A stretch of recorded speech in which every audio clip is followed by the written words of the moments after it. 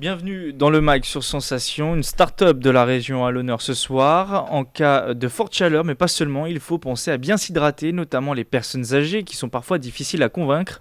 Ce soir, je reçois Antoine Dupont, cofondateur et président d'Oxivia. Bonsoir. Bonsoir Nicolas, merci de me recevoir. Vous avez développé avec un autre ingénieur, Vincent Philippe, un verre connecté pour prévenir la déshydratation chez les personnes âgées en milieu médicalisé. Avant de revenir sur les caractéristiques de votre verre, on va s'intéresser à votre parcours personnel.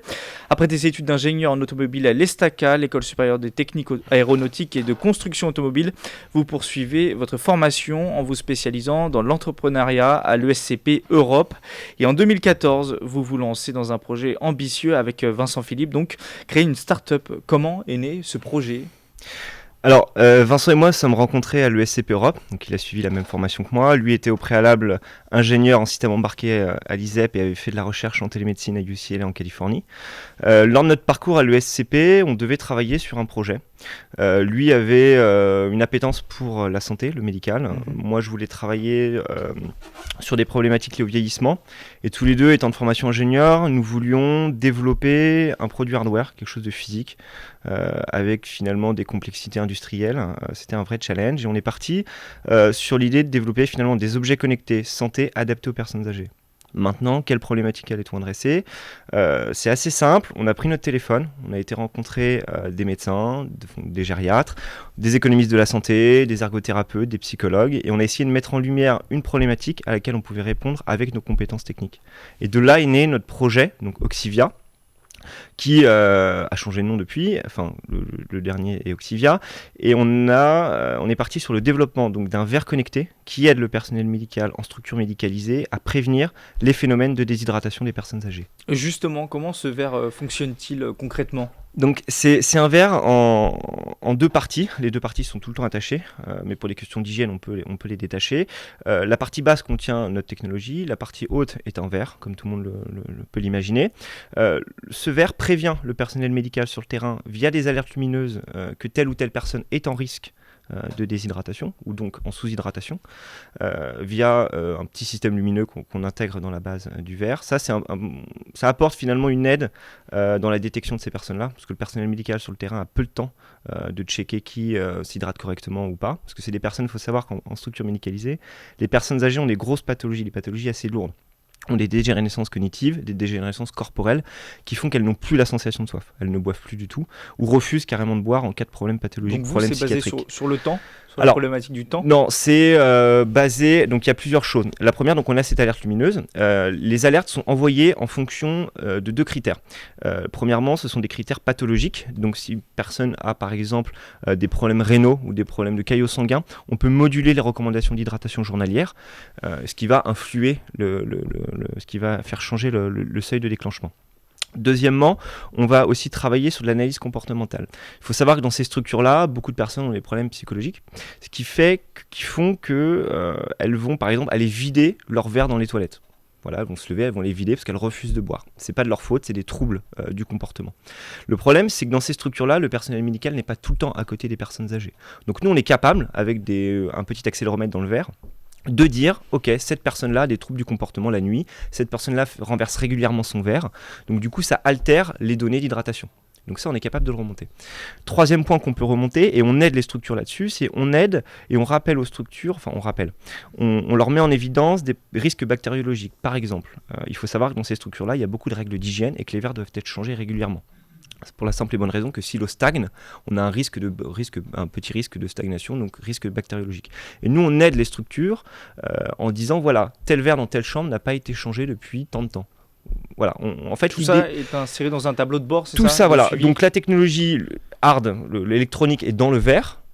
La on a un système de communication RF qui envoie la donnée à une plateforme, et la plateforme de suivi qui est utilisée par le personnel médical et le personnel coordinateur, donc les infirmières coordinatrices et le gériatre pour les modulations de recommandations d'hydratation en fonction de pathologie par exemple, sont remontées sur une unique plateforme, sur un ordinateur, et ils peuvent contrôler tout depuis cet ordinateur. Et aujourd'hui, le monde médical est-il demandeur de ce verre ? Est-ce que ça marche concrètement ? Le monde médical est un peu comme l'éducation en général. C'était deux milieux qui étaient imperméables à l'innovation. Et aujourd'hui, ils ont c'est ces deux secteurs qui ont compris que l'innovation pouvait les aider au quotidien.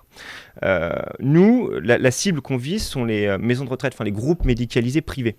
Pourquoi privés ? Parce que ce sont des groupes qui aujourd'hui sont en recherche d'innovation pour accompagner leur montée en gamme et leur différenciation, parce qu'on est dans un secteur très concurrentiel.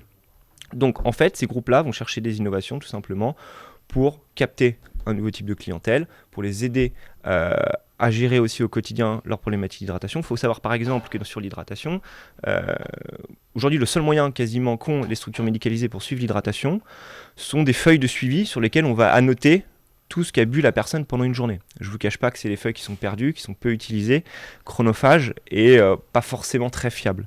Nous, on apporte une plus-value parce qu'on substitue finalement quelque chose d'assez archaïque et peu fiable par une remontée de données automatisée et fiable. Est-ce donc que on fait gagner du temps finalement aussi le lien aux entre personnes médicales. technologie et donc électronique et eau peut poser des questions, poser des problèmes ou pas du tout ? Non, pas du tout.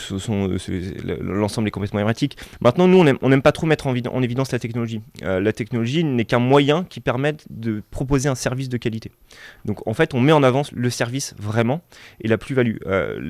Par exemple, une de nos grosses plus-values sur notre solution, c'est pas la technologie, c'est l'ergonomie.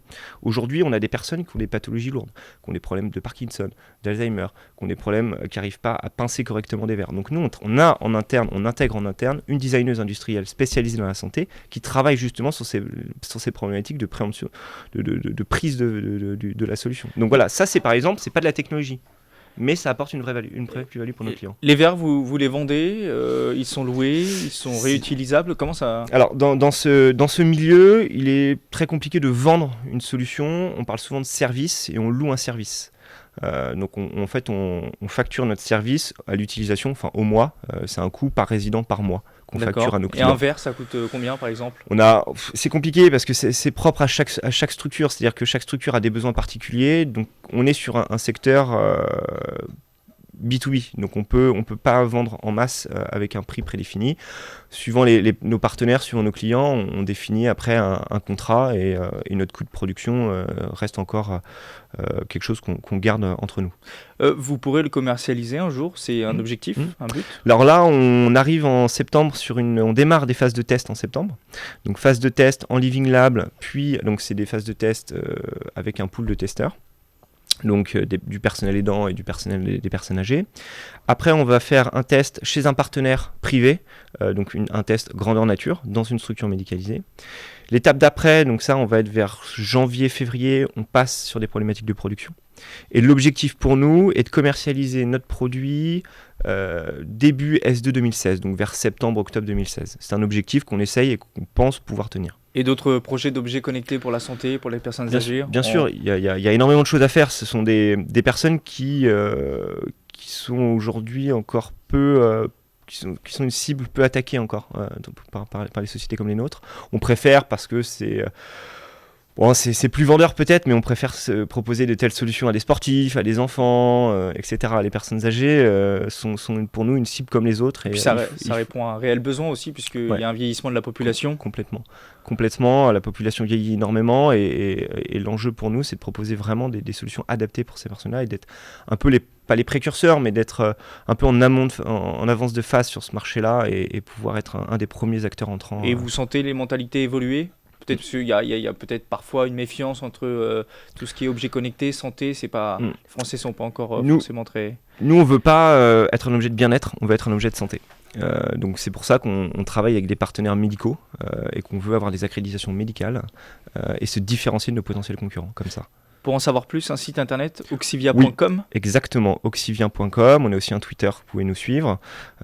Et plus généralement, vous avez régulièrement des articles sur notre projet qui sont mis en ligne, qui paraissent, exactement. Merci Antoine Dupont d'avoir répondu à nos questions. Je le rappelle, vous êtes l'un des fondateurs, le cofondateur de la startup Oxivia. Merci Nicolas. Vous pouvez retrouver cette émission en podcast audio et vidéo sur radiosensation.fr. Excellente soirée à tous sur Sensation.